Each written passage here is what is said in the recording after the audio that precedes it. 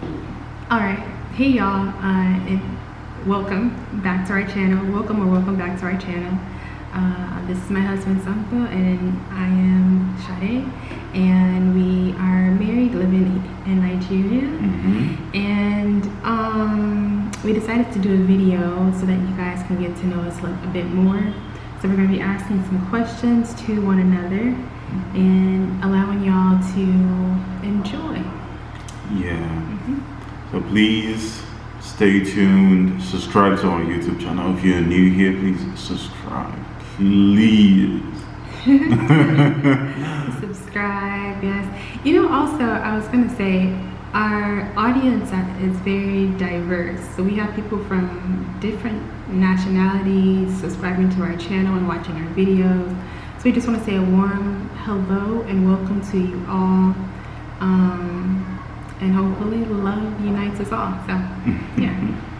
Yeah. So we'll dive right into how we met. I know y'all are asking that question. How did we meet? How did these people get to meet each other? But we won't be diving too deep into that. Just shallow, just to let y'all in a little bit. Yeah, maybe one day we'll do a full-blown story time, but we'll just keep it high level for the sake of this video for today.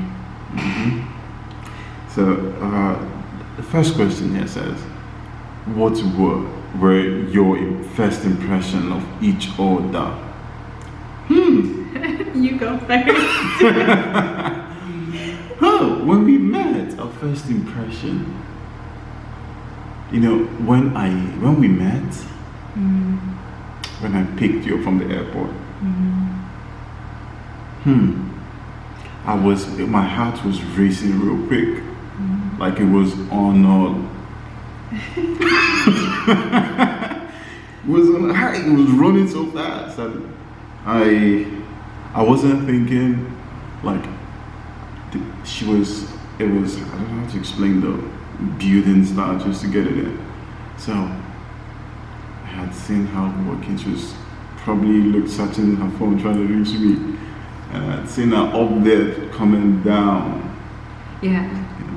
My heart skipped. Like, she looked beautiful. I must say, yes, she was so beautiful that day. My heart was shaking. And just to let y'all know, it was the first time we met. Like, it was the first time we ever met. It was coming into Nigeria, and I was nervous. Yeah. And happy, very, very happy. Very happy. You know, we've been dating for a very long time, and a very long time in his eyes. Seeing her calm down, like she's right in front of me, and this beautiful person is right in front of me. It's like, oh my goodness, okay, she's here. Yeah. Yeah. So what do you think? Okay. So my first impression of you, you're right. So we met at the airport here in Nigeria, Lagos, Nigeria. And right, that's where the airport's in this. Yeah, okay. And so, as you were saying, I was coming down the ramp, and I knew that my cell phone wasn't going to be working when I got to the airport, or while I was in the airport or something like that. There was a chance that there wouldn't be any connection or Wi-Fi or anything. So he told me to. He's going to turn on his hotspot or whatever on his phone, so that I can search for it, and once I get close enough, we can be able to connect and communicate or whatever. So I had my phone out, and the airport's busy, of course, and there were so many people, a few people coming up to me, you know, asking things or whatever, saying things, and I'm just letting them know, like, no, I don't need any help, because a lot of times when they ask, like, they want money too. So I have my phone just kind of close to me, and I'm just searching to see if I can connect, if I see the hotspot name or whatever. And I step outside of the airport, and boom, he was he was on the right of me. And I just looked up, and I was like, ah, like I didn't say ah like that, but my eyes said it. And I was really excited, and it's he's tall, he's dark-skinned, handsome, and his energy just felt so genuine and so grounded. And I just knew, like, this is my safe place, like, this is my person. And then all of this within seconds. Yeah. And there were other people around us too, people that he brought to the airport with him. So I was meeting other people, family members basically, and a really close, dear friend and brother of ours, spiritual brother of ours, who happens to be an elder in our congregation, was there. And yeah, it was beautiful. Like, that was my first impression. I was like, oh, he's tall, and yeah, and you had lost so much weight when I first met you. Yeah. So that was another thing. I was like, oh, yeah, I can see the weight loss. Yeah. Just working and getting things done, getting hard, coming to Nigeria already was a lot of stress. Yeah. I think that takes us to the next question. Okay. It takes us to were there any cultural differences that stood out when we first met? Yes. Yes, there were cultural differences that when we first met. First of all, Nigeria is a third world country, and it's not her regular hair. So that's why I said it led to this question, because my weight loss led to this question, because I tried my best, like, to make her feel comfortable, you know, that she comes into Nigeria and she doesn't feel not being out of America so much. Yeah, so I tried to make her feel comfortable, like super comfortable here. Yeah, so he had a lot prepared for me. Yeah, so one of the major cultural differences I experienced was food. It was something, and she was not too, like, everybody, come on, there's not everybody, just my husband and my husband and a few people, you know, like, because in Nigeria we have this big family kind of something. We always want to be with family, but she wasn't getting it, so it was a cultural difference. Yeah, so what he's saying, for some of you that maybe you didn't understand in depth what he was saying, but like he said, so in Nigeria it's like a big family, but I just wanted to be close to him and to him, and that's really it. Like, he was just my comfort. He still is my comfort. And I don't know anyone else like that, like I know him, like I knew him at that time. And so I was just like, I wanted him around all the time, like, don't leave me.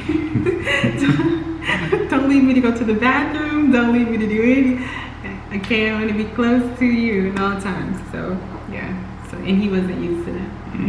Yeah, I was always out there. Yeah. Oh, you want to tell them about the immediate cultural difference of, like, hugging? Yes. Yeah. So when I got picked up from the airport, when I went to pick up from the airport, so she came to me with a big hug, and to me, I'm not like that. This is new to me. Like, hugging is something in Nigeria, but not for everybody. Come on, like, just few people, and I don't think, before we met, I don't think I've hugged anybody for like 2 years or 3 years or more. Yeah, fuck. Like, it's not a thing for me, but I had to get used to it. I'm not. I got to get used to it. Yeah. So for me, the cultural difference, immediate cultural difference that I saw, it was culture shock right away. Like, as soon as we pulled away from the airport, because I didn't notice that when I hugged him that it was like new for him, or like or anything. I come from a hugging family. Like, that's how we just, that's normal to us. Every time I see my mom and my dad, like, I hug them. My sisters, my nephews, I hug them. But immediately leaving the airport, like, Lagos just hit me like a sack of bricks. Like, it's the busyness of it. Like, nothing could have prepared me for the busyness of it. Like, on YouTube, you see the videos, but I thought, like, okay, surrounding the airport, it'll still be nice and kind of quiet, and you know, you can ease your way into the hustle and bustle. But no, there were so many people everywhere on the highway, running across the highways, on vehicles. That was such a cultural shock for me. And between us, was there immediate culture shock?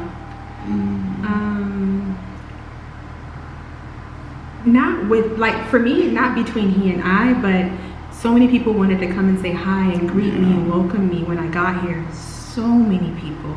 More than close to 100 people. Like, there were so a lot many of people wanted. I have a lot of people. Yeah. So they were coming to the house, and I just was not used to that. And I'm a private person, and also I'm introverted too. And if you can imagine traveling for many hours, and you're tired, and you're jet lagged because the time difference is like a 7-hour time difference, and it was all sorts of things going on. So that, I would say that those are the immediate things for me. Yeah. So the next question: did your family or friends have any initial reactions to our relationship? My family did. My family sure did. Like, they were skeptical. They were like, she's not from your culture. Like, she's not from here. Are you sure she would understand you? Are you sure she would be able to cook Nigerian soup, Nigerian food, you know? Are you sure she would know how to relate with family, with, you know, that kind of interaction? Without some kind of interaction, it ruins family here. So they had doubts. My friend, he was skeptical of like if she is like sincere person, you know. I know my wife. I know my wife, but they don't know her. But and this is before we were married. Yeah, before we were married. So yeah, people had doubts. You know, there were a lot of misunderstanding everywhere. There were a lot of reactions. Yeah. Remember, I was in an argument with my mom one time about it. But when I explained to her, I think you spoke to her on the phone one time, and she was like, "Wow, you're really cool. You're really kind." Yeah, that happened. Did you experience any? What's the question? Experience any?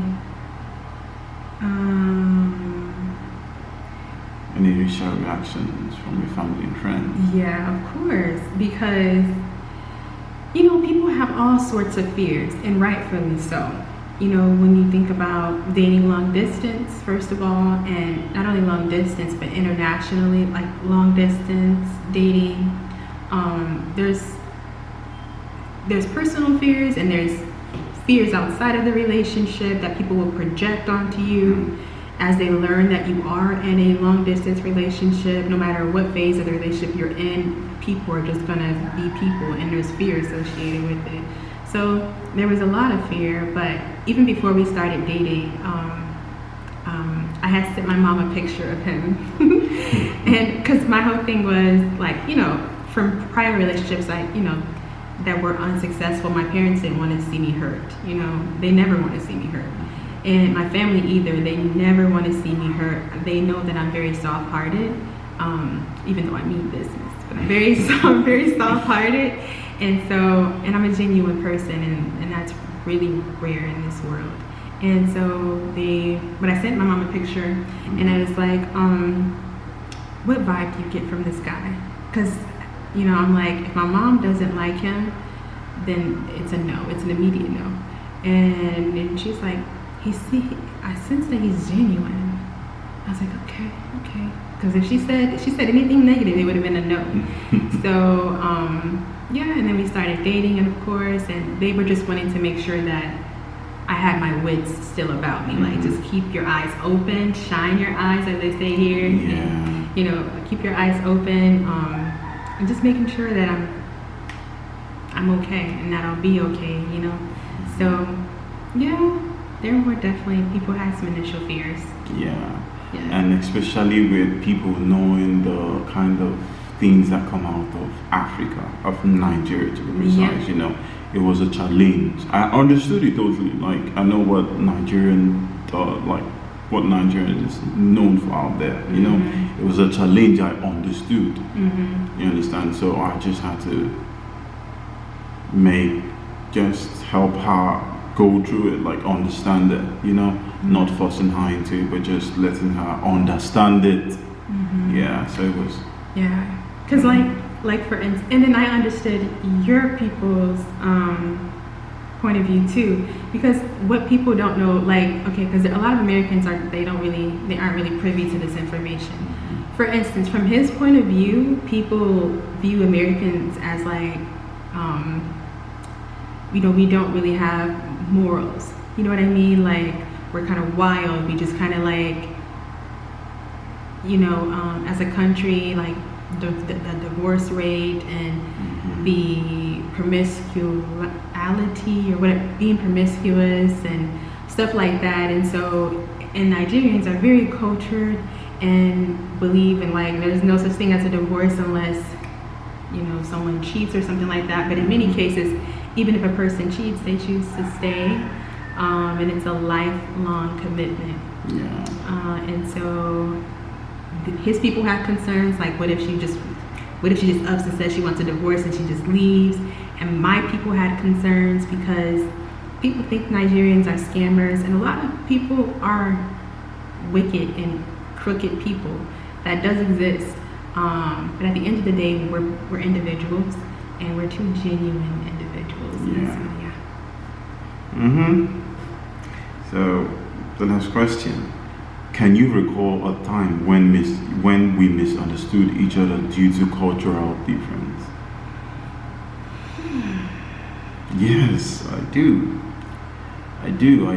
So there was one time, or a couple of times, I think the feminist something, it's all in America, like it's unlike Nigeria, where we believe in a traditional way for caring for our wife and caring for the family.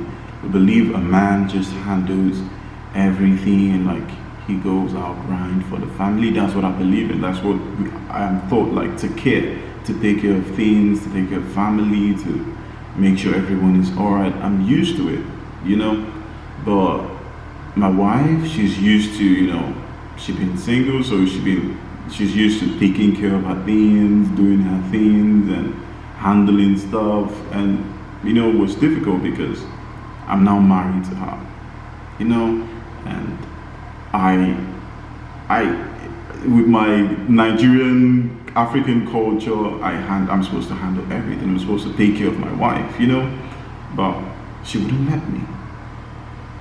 Initially, yeah, it was something like that. She wouldn't she wants to know about it, just like Americans, just like typical Americans, and yeah, go on. Okay, so when he says that I wouldn't let him, it's not like I didn't want him to. In fact, that was one of the big reasons why that attracted me to him, was his ability to take care of things, take care of his extended family and so forth. I found that very attractive. But as he was stating, in America, it's normal for husband and wife to sit down and have a discussion about finances and planning financially and just a communication. So I was looking to, be able to do that, where we sit down and let's just talk finances, and whatever decision he comes to, then I will support it. And that was my normal. His normal was he just handles it all. There is no discussion. The discussion is in his brain and his the discussion is his thoughts going back and forth about things, and I stay completely out of it. So, yeah. I feel like I go out there, I grind for my family. Yeah, I have to provide for my family. I have to make sure she get what she wants. But I came to an understanding, like, come on, like, I might be hustling, I might be doing this thing thinking it's gonna make my wife happy, but it's actually not. Like, I don't know, it's like, I mean, I found that I needed to listen to her first, understand her. Because there's obviously the cultural difference, so I had to understand her and understand what she likes. So for us to easily blend and understand each other. So yeah, that was the major cultural difference we had. And yeah, and food as well was a cultural difference we had. But maybe the food part will come later. It will come later. So that was the basic cultural difference for sure. Yeah, I'd have to agree on my end. I would say that for sure, and we've since resolved it. There are questions that still come up for me, like about certain things, but I think I've learned a lot, like how his headship, like how he does things, and he's really good at it. So yeah. So, what's the funniest cultural misunderstanding we've had? Well. Okay. I'm scared when she laughs like that. Wait, because what just came to my mind was just that the word. The words? When I say, okay, so one time, I don't know, something happened, and so he said, ouch. But the way that he said it. No, that's not a cultural difference. That's just... But is the word, no, because you're not the only person I've known to say it this way. So okay, so she said, ouch, but I said, ouch. Like, I put an N in it. So I put N in ouch. So that's funny. But yeah, that's not a real cultural difference, but I've heard other people say it like that. So the thing is,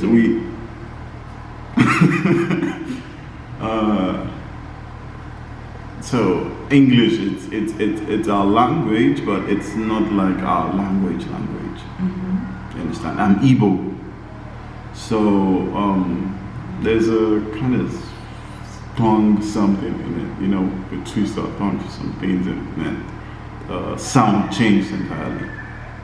Yeah, it changes entirely. So it's not really funny, but it was. It was funny to me. So how have we learned to navigate those misunderstandings? We've learned to navigate those misunderstandings by listening to each other. Knowing what we want from each other. Because we have a cultural difference, and the best way to learn and understand each other is by actively listening to each other, intentionally listening to each other, knowing what can I do to make you happy, what can I do to make you see that I love you, yeah. I think so. That's yeah, and I think also like most of our cultural misunderstandings, they're just that. Once we actually break down the communication. Like for instance, okay, as an American, we're taught to be like very specific, like get down to the specifics when we're talking. But I feel as an American, like Nigerians, they give you like a picture of what they're trying to say. Yeah. But it's not really detailed or specific. It's just like, this is an idea of what I'm saying, kind of. So that can be hard.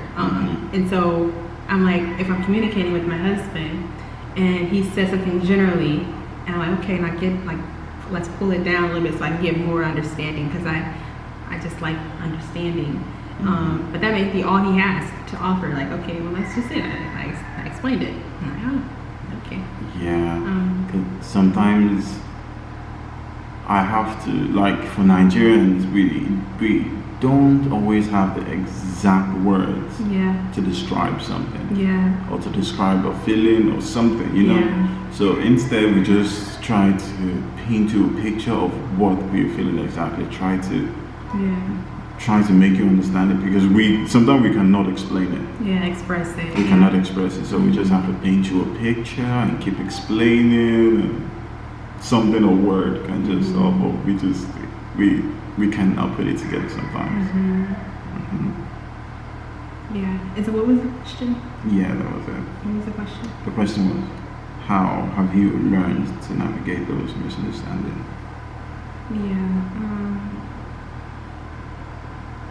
Yeah, just accepting. And then when it comes to the financial stuff, just like understanding, what his normality is when it comes to taking care of the family, taking care of me. And ultimately, it's what I want. Like, I want to be hands-off. I am hands-off. And I want to keep it that way. I don't want his responsibilities at all. So, yeah. So, the next question is, how did your family react when they learned about our relationship? I think we've said this earlier. My family, they were skeptical about it. They felt, hey, is she a sincere person, or is she a typical American that little thing y'all want to run away, little disagreement y'all want to run away, y'all want to divorce and go back. So they were scared of that. They were scared of, hey, you might have a small challenge and hey, she's off. So unlike Nigerians here in Nigeria, or Africa to be precise, we don't see divorce as a thing. We just try to manage, not just manage, but understand each other, find a way to navigate it in marriage, because the Bible does not really tell us anything about divorce. It does not encourage divorce, unless on grounds of infidelity, cheating partner and stuff. That's the only grounds. Yeah. Or and to separate if you feel like you're in danger, like if you're physically in danger, you could separate, but it's not really. Yeah, so we don't really, so my family was skeptical about that, and yeah, the culture as well. So they were like, will she be able to cook Nigerian food? Will she be able to, when you have kids, if you choose to have kids, will she be able to, take care of things, the kid, like teach the kid like African way? Will she be able to come close to the family, like continue, because we have this family culture, like we love to grow as a family. No matter where we are, we're still one big family. So will she be able to blend into that? So that was the challenge. That was just it. And don't mind my accent. It might have tweaked a little bit. I've been living with my wife for we've been married for a long time now, so it tweaked a little bit. I had to just, sometimes I just have to put my voice in a certain way so she understands me easily, and I'm learning. Yeah. So how did your family react when they learned about our relationship? Like I said, they were concerned. Like, they just wanted to make sure that I was going to be okay, that I wasn't like getting into anything that's like scamful, like a scammer or anything like that. But once they were able to, with time, just see your personality and your character above all other things, and even above that, your love for Jehovah, like it made them more relaxed. So yeah, and my family, they love you, and they were in full support of us. Yeah, my family too, they come to support us full time. My dad always calls her and be like, you want something? My dad always goes and so right now he takes care of her better than he does to me. My mom always calls and says, ask for him. And yeah, so. Yeah, it's been wonderful so far. Yeah, and I also wanted to say, we haven't mentioned this yet, but what really drew us to one another is Jehovah, and was Jehovah, continues to be Jehovah. Yeah. And that alone really, how do I even say this, carried our relationship and still carries our relationship. And I really don't, if we didn't have that in common, I felt like this wouldn't be possible. It wouldn't be. Okay, the camera had turned off. But I was just saying that like our relationship with Jehovah, it wouldn't have been possible from the dating phase all the way into now in our marriage. So yeah, that I think that deserves its own thing. He does. So he's a spiritual man, I'm a spiritual woman. We have that in common, and that's the glue. Yeah, that's right. The next question: what cultural practices in your family surprised or intrigued you? Cultural practice. Okay. Interesting. For me, cultural practice like the polygamy. When I found out that was in your family line. Oh yeah, it was my great grandfather. He married 3 wives. 3 wives. It's not like in Africa, in Nigeria, as of then, they don't go around cheating on their wives, So instead of going around cheating on people, they just bring them home, get married to them, and life goes on. So he had 3 wives. And yep. Yeah, that was very like, I knew it was a thing here, but I didn't know that he had close ties in it to it. So I was like, wow. So that's one big thing. I was like, oh my gosh, wow. What about for you? I think just getting into the because now I have American in-laws, so getting to understand them, the language, the English. I have to try accent. I have to try to understand them better, and getting to know them, their way of life. Honestly, it's different from Nigeria. The way of life is different, and just getting to understand them, it took time for me, but yeah, we're there. We're there. And my parents they're hands-on parents, but they allow us to live our lives. I don't know how else to describe that, but like my mom, she calls like every day, every other day. I talk to my dad, so, and they're hands-on parents, but they're not like helicopter parents. They let us live our lives, but they're caring, very caring. Yeah. So how have we blended our family traditions? We've done that real good. We understand each other, Food is also a part of our culture. Food is also a big part of our culture. We have lots of soups, lots of food, fufu, egusi, different kind of soup, and she enjoys eating egusi and fufu. In fact, she had them yesterday. She enjoys eating them now. And in the same way, I think we posted a video earlier where we were having breakfast or dinner. Yeah, we were having food, and it was a kind of American food. So yeah, we enjoyed it. We blend our cultures through food, family time, having conversations about experiences, It's helping to put the cultures together and, help us grow. Yeah. I would also say we're blending our cultures through,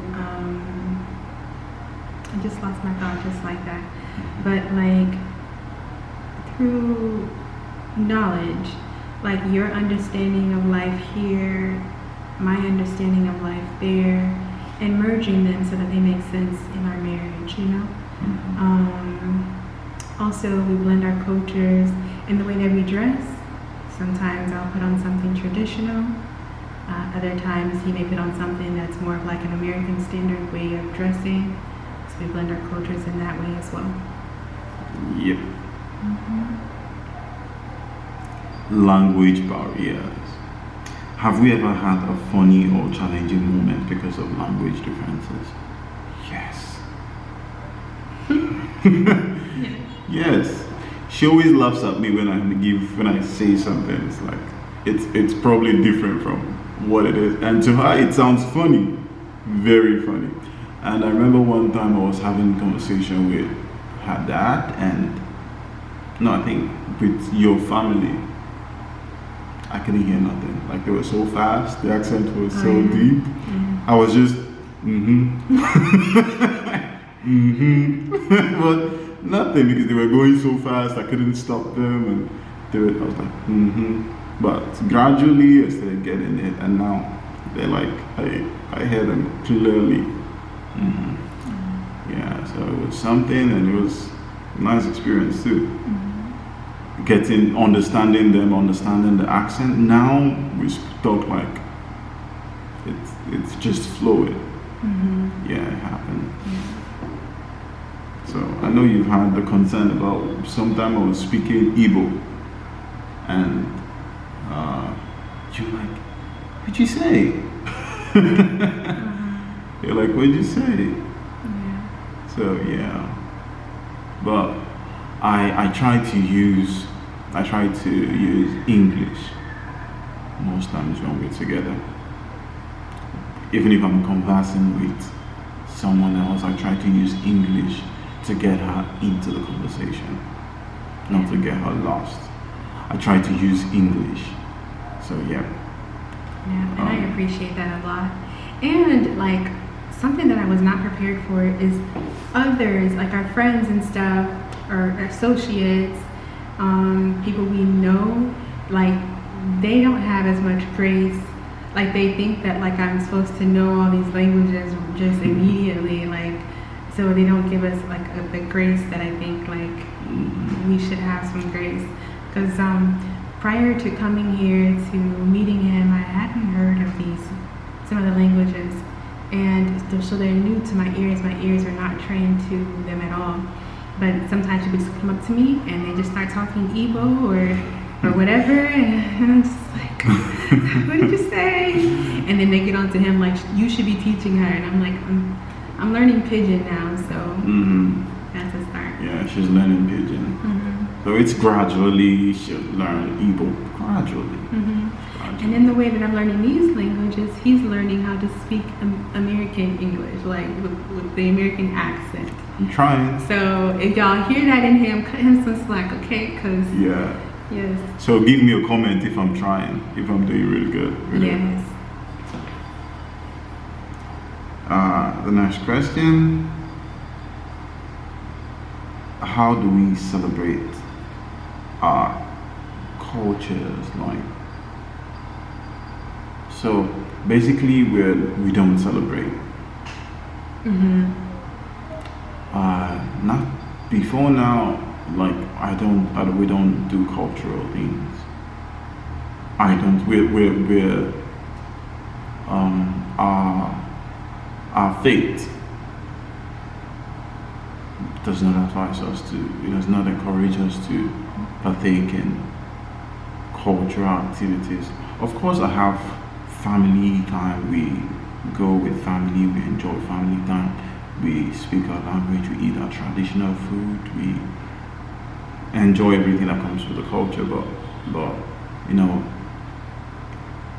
diving into cultural stuff, like deep into cultural stuff, I don't do that. Yeah, from our understanding of the Bible and what Jehovah wants of us, that's the lens that we try to see everything in to the best of our ability. And so if there is something from either of our cultures that Jehovah may frown upon or that may displease him, then we steer away from it to the best of our ability. So on my end, there's like American holidays and things like that. I don't celebrate holidays. In my marriage, we don't celebrate holidays, just due to the paganism that, it's rooted in. They are rooted in. and we've created a new culture for ourselves. It's Nigerian American culture. Mhm. That's what it's called, Nigerian American culture, because we're married and it's our thing now. So Yeah. And then we also have the culture of Jehovah, like the culture that is Jehovah. And what is that based in? Love and the principles that he provides us, and things that are that. So, and that's universal. So,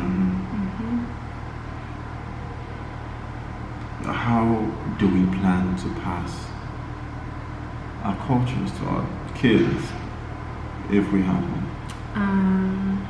One thing I like about him and how he grew up, like he's a manly, masculine man, and and I love that, and I think as a man should be, and he's big on providing for me and protecting and and giving us our family direction and everything, as a man should be, and he's great at it. So I like that, and if and when we do have kids in this system, he'll be great at guiding our children to have, his qualities, the qualities that he has. Yeah, me too. I think I'd like to, for our kids to be grounded like in a little bit of the African culture, because it teaches you a sense of responsibility. Mm-hmm. Africa, I would say Nigeria, and not just Nigerian, I would say Igbo. The Igbo tradition teaches you a sense of responsibility, especially being as a man. It teaches you a sense of responsibility. You have to be responsible. You have to try to provide. You have to provide for the family. You have to do what you have, like in the right way. You have to do what you have to do to get things done. Yeah, and I like that from our kids too, especially our son. I have a son, and then for our daughter, I think I trust my wife to do that. To teach her. She has wonderful attributes, wonderful behaviors, and wonderful things that I like. I love her for, and I'd like a kid to have that. If it's from the America, hello America, I like that for my kids too. Yeah, and from a spiritual standpoint, like Jehovah gives us, the Bible and its principles, and so we are looking forward to raising our family and having it be deeply rooted in those principles and in the culture that is that. So yeah, that's it about blending our culture. That's it about understanding us, and that's it for now. That's it for now. But please subscribe to our channel. Please. I think they need to hear a voice. Tell them please. Yeah, please subscribe to our channel, okay? If you like us, we like you. Let's become a one big family, and more to come. Yeah. If you want us to do more, please encourage us by subscribing, yes, and comment. Commenting emojis are free. If you don't have anything really to say, just comment an emoji, and make sure you turn on your post notifications. Like our content, please. Oh yeah, and like. All right, y'all. We love y'all, and we will talk to y'all soon. Bye.